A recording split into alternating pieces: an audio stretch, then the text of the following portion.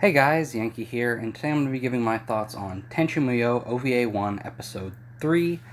This episode is all about Aika, about how sort of down she is now that she's stranded on Earth with no way to get back because her ship was destroyed, about her strange engagement to her older brother, um,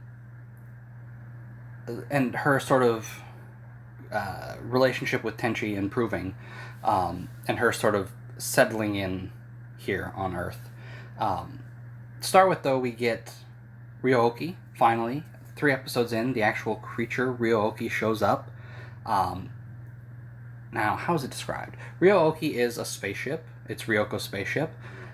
And it's also a cute little cat-rabbit hybrid. So you get to see that run around, and it's cute, and probably one of my favorite mascots from any anime series. It's really simple but distinct at the same time, and it's just really cute. I really like Ryo-Ohki. I like its design. I like how its abilities mirror Ryoko, where it can also sort of walk through walls and things like that. But it's also a spaceship, which is cool. It's fun.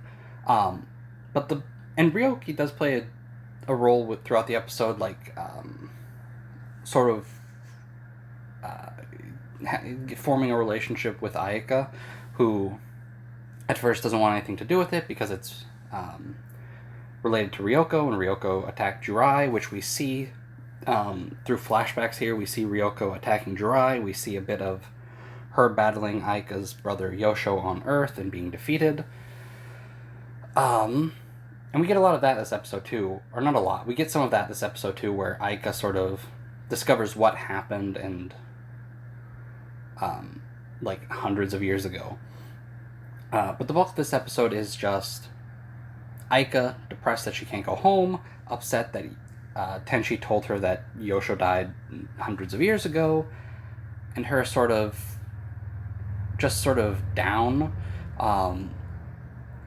She eventually sees Tenchi and his grandfather training, doing Jurian style like swordsmanship and whatnot.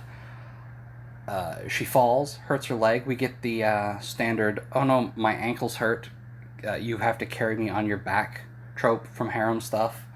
But this is probably the first time where it's actually like a wound and not just, "Oh, I've twisted my ankle, carry me." There's like blood. So Tenchi carries her off. They get trapped in the rain, and they just sort of grow closer, and they like. What did Ayaka say? She said something about how she's like. Well, I forget exactly what the line was, but basically, like, I have no family here. I have nothing here on this planet. And then sort of realizing Tenchi is a descendant of her brother Yosho.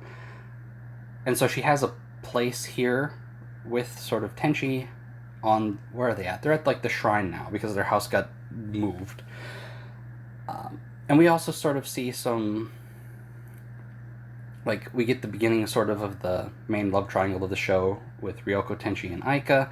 Aika doesn't seem to really be into Tenchi too much yet. She's just sort of blushing around him, like when he takes his shirt off, and things like that.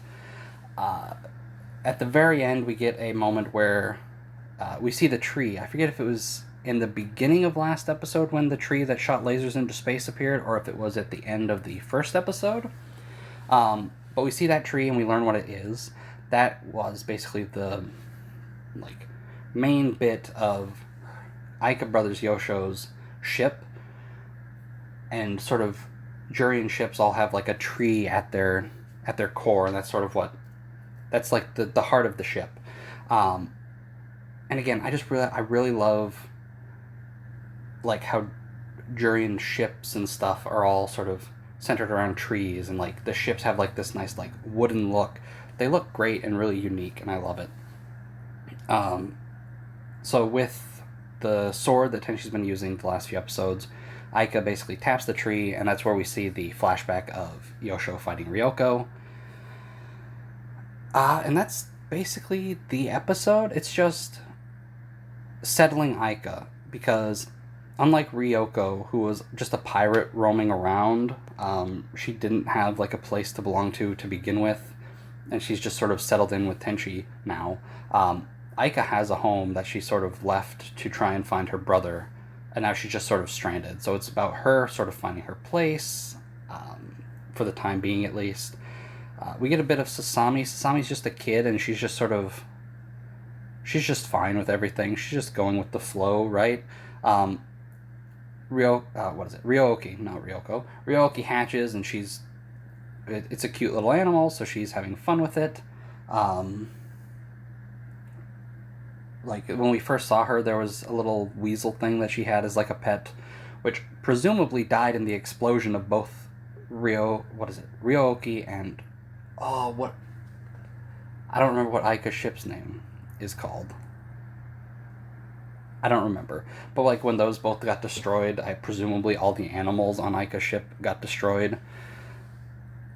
So, yeah. Good episode. Despite being entirely a slice of life episode, it felt like we got a new mystery, because Aika is sure that her brother is alive somewhere because she found Funaho the tree. That sort of was the core of his ship. And we're also sort of learning more about sort of what happened. Overall, a good episode. If you can get over, like, the weird incesty royal family stuff, which, I'm not too hung up on that, but, like, I get how that could probably be a turnoff for a lot of people. How you have a girl desperately looking for her brother who she's supposed to marry, and now she's starting to get a crush on the descendant of him, which I guess isn't as weird if it's, like, a few centuries, like a few generations, but, like, we'll see later on in the show, but it's not that far. But yeah, good episode. Ryo-Ohki's fun. We finally got... I was going to say we finally got the status quo set up, but no, we're still missing someone. But we're getting there, right? We're missing 2 someones, jeez. But again, like, this was like a slower episode after, basically, first episode was almost all action with Ryoko screwing with Tenchi. The second episode was a bit slower, but had